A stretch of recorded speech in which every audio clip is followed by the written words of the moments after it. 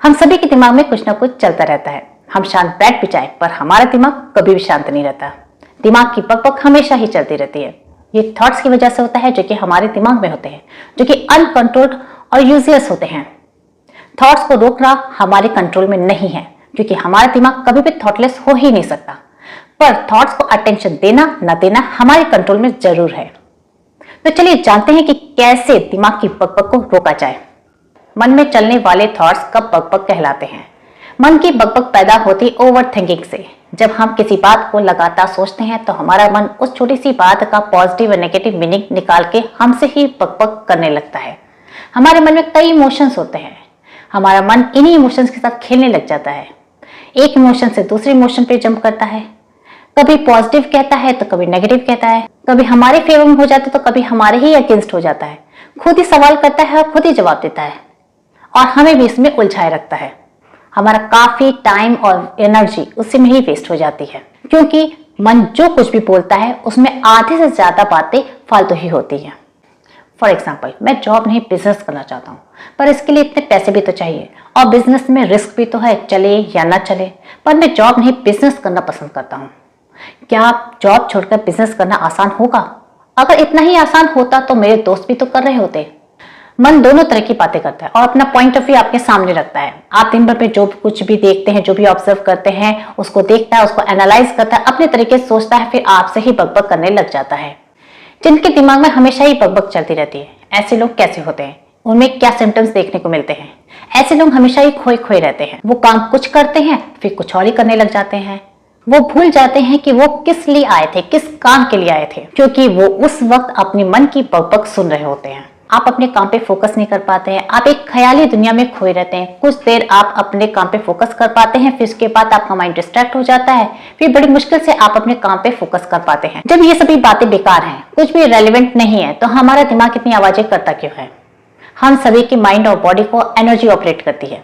जब आपके भीतर यह एनर्जी बढ़ जाती है तो इसे बाहर निकालने की जरूरत होती है।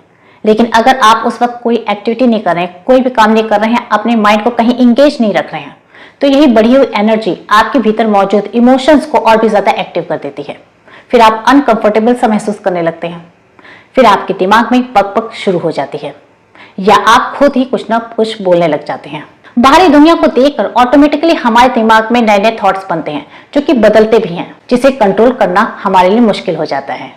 तो ये एक कारण होता है, यही एनर्जी जो कि भीतर भीतर बढ़ती जाती है, जिस वजह से दिमाग आपसे बकबक करना शुरू कर देता है। इसलिए खुद को बिजी रखना बहुत जरूरी होता है, अदरवाइज आपके इमोशंस आप पे हावी होने लग जाते हैं। जब हमारी लाइफ पे किसी और का प्रभाव ज्यादा हो जाता है, किसी और से हम ज्यादा प्रभावित हो जाते हैं, या किसी और के थॉट्स को खुद पे हावी होने देते हैं, अपनी लाइफ को अपने हिसाब से नहीं जी पाते हैं, तो ऐसे में भी मन में बकबक शुरू हो जाती है।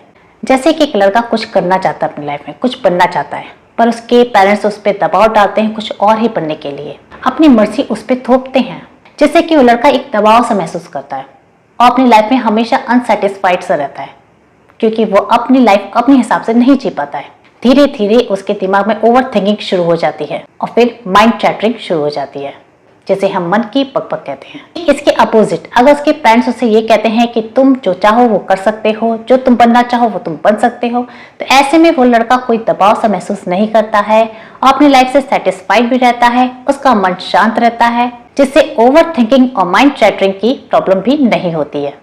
कहने का मतलब यह है कि आप अपनी लाइफ किस तरह से जी रहे हैं, अपने हिसाब से जी रहे हैं या किसी और के हिसाब से, किसी और के दबाव में आके जी रहे हैं कि खुल के जी रहे हैं। जब आपके दिमाग में हद से ज्यादा थॉट्स आते हैं तभी माइंड चैटरिंग शुरू होती है, और इसका सबसे बड़ा कारण है मल्टीटास्किंग। अगर आप एक मल्टीटास्क करें, एक समय में एक से ज्यादा काम करते हैं, तो एक समय में आपके दिमाग में एक से ज्यादा थॉट्स भी आएंगे उन्हीं कामों से रिलेटेड। फिर आपका माइंड उन सभी डायरेक्शन में काम करना शुरू करेगा। फिर किसी एक काम पे वो फोकस नहीं कर पाएगा, माइंड की स्टेबिलिटी नहीं रह जाएगी और फिर माइंड चैटरिंग की प्रॉब्लम शुरू हो जाएगी। मल्टीटास्किंग की हैबिट से जितना हमें फायदा नहीं मिलता, उससे ज्यादा नुकसान मिलता है, क्योंकि हम किसी एक काम पे फोकस नहीं कर पाते हैं और उस काम को अच्छे से कर भी नहीं पाते हैं, और कभी कभार हमारे काम बिगड़ भी जाते हैं। अगर आप अपने इमोशंस को दबा के रखते हैं, किसी से शेयर नहीं करते हैं या किसी से शेयर नहीं कर पाते और आपकी लाइफ में स्ट्रेस लगातार बढ़ता जा रहा है जिसे आप इग्नोर कर रहे हैं, तो ये भी माइंड चैटरिंग की प्रॉब्लम को जन्म देती है। क्योंकि अगर आप अपने इमोशंस के बारे में किसी से बात नहीं करेंगे तो आपका माइंड आपसे बात करना शुरू कर देगा। अगर आप में कुछ गलत आदतें हैं, जैसे कुछ लोगों को रात को देर तक जागने की आदत होती है, ऐसे लोग ओवर थिंक भी ज्यादा करते हैं। लेकिन अगर वो अपने आप को किसी क्रिएटिव काम में लगा के रखे हैं, किसी न किसी काम में अपने आप को बिजी करके रखे हैं, तब तो ठीक है। लेकिन अगर वो कहीं भी बिजी नहीं रहते हैं तो ये जो ओवर थिंकिंग प्रॉब्लम है वही माइंड चैटरिंग को जन्म देती है। इसी तरीके की और भी गलत आदतें हो सकती हैं, जैसे सुबह देर तक सोने की आदत, अपने काम को कल पे टालने की आदत, खाने पीने की गलत आदत, किसी तरह का नशा करने की आदत। ये सभी हैबिट्स ओवर थिंक को जन्म देती है। अगर आपको कोई हेल्थ प्रॉब्लम होती है, स्पेशली आपके स्टमक से रिलेटेड, यानी आपको कोई डाइजेशन की प्रॉब्लम होती है, तो ये भी ओवर थिंकिंग को जन्म देती है। साथ में ये भी देखा गया है कि जब बॉडी में ऑक्सीजन की कमी हो जाती है तो भी सेम प्रॉब्लम शुरू हो जाती है। इसलिए ऐसे लोगों को ब्रीदिंग एक्सरसाइज करने के लिए कहा जाता है। ऑक्सीजन हमें मिलती है एयर से और साथ में वाटर से, इसलिए दोनों का बैलेंस बॉडी में बना रहना बहुत जरूरी है। इसलिए एक्सरसाइज के साथ आपको हाइड्रेटेड रहना भी जरूरी होता है। माइंड में अगर अच्छे थॉट्स आ रहे हैं, यानी पॉजिटिव थॉट्स आ रहे हैं, तब तो कोई दिक्कत ही नहीं है। लेकिन अगर माइंड में कुछ ऐसे थॉट्स आ रहे हैं जिससे कि आप में डर और एंग्जाइटी दोनों बढ़ रही है, तो माइंड चैटरिंग को रोकना जरूरी हो जाता है। यही नहीं, अगर माइंड चैटरिंग कुछ ज्यादा ही हो रही है जिससे कि आप अपने किसी काम पे फोकस नहीं कर पा रहे हैं, तो ऐसे में भी माइंड चैटरिंग को रोकना बहुत जरूरी हो जाता है। आपको अच्छे से पता है कि माइंड कभी भी खाली नहीं रहता है। माइंड में हमेशा कोई ना कोई थॉट रहता है। एक जाता है तो दूसरा आता है, दूसरा जाता है तो तीसरा आता है। लेकिन जब ये थॉट्स लगातार दिमाग में आते रहते हैं लेकिन उतनी तेजी से निकल नहीं पाते हैं, तो इन थॉट्स का कबाड़ इकट्ठा हो जाता है। कबाड़ इसलिए कहेंगे क्योंकि इनमें आधे से ज्यादा थॉट्स यूजलेस होते हैं। लेकिन ये कबाड़ इकट्ठा कैसे होता है? क्योंकि हम तरह तरह के एनवायरनमेंट में आते जाते रहते हैं, तरह तरह के लोगों से मिलते जुलते रहते हैं, जिससे कि तरह तरह के थॉट्स हमारे दिमाग में आते हैं और हम फिल्टर लगाना भूल जाते हैं। थॉट्स जो कि रेलेवेंट हैं, हमसे रिलेटेड हैं, बस उन्हें ही एंटर करने दें और बाकी थॉट्स को वहीं रिजेक्ट कर दें। तो अब जान लीजिए कि आपको करना क्या है। आप चाह के भी अपने मन की बकबक को रोक नहीं सकते हैं। जितना आप रोकेंगे उतना ही ये बकबक करेगा, एक शरारती बच्चे की तरह। लेकिन अगर आप इस पे ध्यान नहीं देंगे तो अंत में ये अपने आप ही शांत हो जाएगा। करने दे उसे जो करना है, आप बस चुपचाप देखिए, ना उसे रोकिए ना ही कुछ बोलिए। अंत में उसे शांत होना ही पड़ेगा, बिल्कुल उसी शरारती बच्चे की तरह। अगर आप सोच लेते हैं कि आपकी सोची हुई बात की कोई वैल्यू है, कोई इंपॉर्टेंस है, तो आप अपने मन की बकबक को रोक नहीं सकते हैं। आप ऐसा सोचिए कि आप किसी बिजी रोड से जा रहे हैं अपनी कार से, जहां पे बहुत ज्यादा ट्रैफिक है और आपको निकलने का रास्ता नहीं मिल पा रहा है और आपको कहीं पे टाइम पे पहुंचना है, तो आपको परेशानी महसूस होने लगती है। जैसे कि आप अपने किसी काम को लेकर बैठते हैं लेकिन अपने थॉट्स की वजह से आप अपने काम पे फोकस नहीं कर पाते हैं। ये जो ट्रैफिक है उन्हें थॉट्स समझिए, जो कि आपको उलझा के रख देते हैं। पर उसके अपोजिट, अगर आप उस ट्रैफिक से निकल गए, कहीं दूर से उसी ट्रैफिक को देखते हैं, यानी गाड़ियों को आता जाता हुआ देखते हैं, तो क्या उस वक्त भी आपको प्रॉब्लम होती है? बिल्कुल भी नहीं। आपको अच्छा महसूस होता है क्योंकि उस वक्त आप उस ट्रैफिक का पार्ट नहीं रहते हैं। ठीक वैसे ही अगर आप अपने थॉट से खुद को डिटैच होकर देखेंगे तो आपको अच्छा महसूस होगा। टेंशन तो तब होती है, प्रॉब्लम तो तब होती है जब आप उसको अटेंशन देते हैं। लेकिन अगर आप अपने थॉट्स को बस यूं ही आता जाता हुआ देखेंगे तो आपको कोई दिक्कत नहीं होगी, बट इट नीड्स प्रैक्टिस। तो माइंड चैटरिंग को कैसे रोक सकते हैं, यानी ओवर थिंकिंग को कैसे हम रोक सकते हैं? एक तो ये तरीका है कि आप अपने थॉट्स को केवल दूर से देखें, ऑब्जर्व करें, उसे आता जाता हुआ देखें, उसे कोई अटेंशन ना दें, तो आप अपने थॉट्स को कंट्रोल कर सकते हैं। ब्रीदिंग एक्सरसाइज एक बेस्ट टेक्निक है जिसमें आपको कुछ नहीं करना होता है, बस आराम से बैठना होता है और अपने सांस पे फोकस करना होता है। इनहेल करना होता है, एक्सहेल करना होता है और अपने सांस पे फोकस बना के रखना होता है। इस बीच आपके दिमाग में बहुत से थॉट्स आएंगे, आपका माइंड चैटर करेगा, लेकिन आपको अपना फोकस उस पे न करके अपने ब्रीथ पे करना है। अपने थॉट से कैसे डील करना है वो मैंने आपको पहले ही बता दिया है। आपको बस अपने थॉट्स को दूर से देखना है, कोई अटेंशन नहीं देना है। इनहेल करने के बाद आपको तुरंत एक्सहेल भी नहीं करना है, आपको थोड़ी देर रुकना है, अपने सांस को होल्ड करके रखना है, फिर धीरे धीरे आपको एक्सहेल करना है। आपको दिन में 3 बार इसे करना चाहिए और कम से कम 10 से 15 मिनट।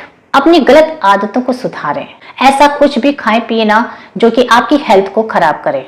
अपने इमोशंस को भी दबा के ना रखें, बल्कि अपने इमोशंस को दूसरों के साथ शेयर करें। बहुत ज्यादा इमोशनल भी ना बने, थोड़ा सा प्रैक्टिकल बनने की कोशिश करें। मल्टीटास्किंग और अननेसेसरी मूवमेंट को रोकें। एक बार में एक ही काम करने की कोशिश करें और जिस काम को करें उसे पूरा करके ही छोड़ें। अपना फोकस कुछ देर के लिए बनाए रखें। फ्यूचर और पास्ट की चिंता करना छोड़ दें और प्रेजेंट में जिएं। बहुत ज्यादा चिंता करने से आपका फ्यूचर नहीं बदल जाएगा और ना ही आपका पास्ट बदल सकता है। जो बीत गया उसे भुला दें और अपने फ्यूचर की चिंता भी ना करें। जो कुछ है आपके पास वो आपका प्रेजेंट है। जो आप कुछ कर सकते हैं वो अपने प्रेजेंट के साथ कर सकते हैं, इसलिए अननेसेसरी थॉट्स दिमाग में ना लाएं। ब्रीथिंग एक्सरसाइज के साथ फिजिकल एक्सरसाइज भी जरूरी होता है। मॉर्निंग में आपको करना चाहिए। अगर आप एक्सरसाइज ना कर सके तो वॉक तो जरूर करें या आप कोई स्पोर्ट्स गेम भी खेल सकते हैं। नहीं, माइंड पग सबसे ज्यादा तब करता है जब आप खाली रहते हैं, यानी कि आप बिजी नहीं रहते, कोई काम नहीं करते रहते हैं। क्योंकि आप खाली भले बैठ जाए लेकिन आपका माइंड थोड़ी ना खाली रहता है, वो तो कुछ ना कुछ सोचता रहेगा, कुछ ना कुछ पग करता रहेगा और आप अपनी माइंड की पग सुनते रहेंगे। इसलिए आप अपने आप को कहीं ना कहीं बिजी रखिए। अगर आपके पास कोई काम नहीं है तो ढूंढ ढूंढ के कीजिए। इसी से आप अपने माइंड को शांत कर रख सकते हैं। खुद को बिजी रखने का एक और तरीका है कि आप इंस्पिरेशनल बुक्स पढ़िए या कोई मोटिवेशनल वीडियो देखिए। इससे क्या होता है कि आपके माइंड में पॉजिटिव थॉट्स आते हैं और आप अपनी लाइफ को और भी बेटर बनाने की सोच पाते हैं। माइंड चैटरिंग यानी मन की पग और सेल्फ टॉक यानी आत्मचर्चा, दोनों में कंफ्यूज मत होइएगा। दोनों में डिफरेंस होता है। माइंड चैटरिंग में वो थॉट्स होते हैं जो लगातार दिमाग में आते रहते हैं, जो कि अनकंट्रोल होते हैं और यूजलेस होते हैं, जो कि दिमाग में बकबक पैदा करते हैं। वहीं सेल्फ टॉक खुद से बात करना या अपने आप को एक्सप्रेस करने का एक तरीका होता है। सेल्फ टॉक करने से बहुत से बेनिफिट्स मिलते हैं अगर खुद से पॉजिटिव सेल्फ टॉक किया जाए। इससे आपका कॉन्फिडेंस बढ़ता है और आपको अपने गोल को अचीव करने में हेल्प मिलती है। और भी बहुत से बेनिफिट्स होते हैं जिसके बारे में मैंने एक पूरा वीडियो बनाया है। अगर आप सेल्फ टॉक के बेनिफिट्स जानना चाहते हैं तो आप उस वीडियो को देख सकते हैं। पर कहा जाता है कि किसी भी चीज की अधिकता अच्छी नहीं होती है या आपकी अच्छी हैबिट को भी बुरी हैबिट में चेंज कर सकती है। इसलिए सेल्फ टॉक को एक वेपन की तरह यूज करें, इसकी आदत न पड़ने दें। तो आज की वीडियो में आपने जाना कि मन की पगबग को कैसे रोका जाए या ओवर थिंकिंग की प्रॉब्लम को कैसे सॉल्व किया जाए। अब मिलूंगी नेक्स्ट वीडियो में एक नए टॉपिक के साथ। अगर आज का वीडियो आपको पसंद आया हो, हेल्पफुल लगा हो तो इस वीडियो को लाइक कीजिएगा और लोगों के साथ शेयर भी कीजिएगा। चैनल को सब्सक्राइब नहीं किया तो चैनल को सब्सक्राइब कर दीजिएगा with bell icon. Thank you for watching.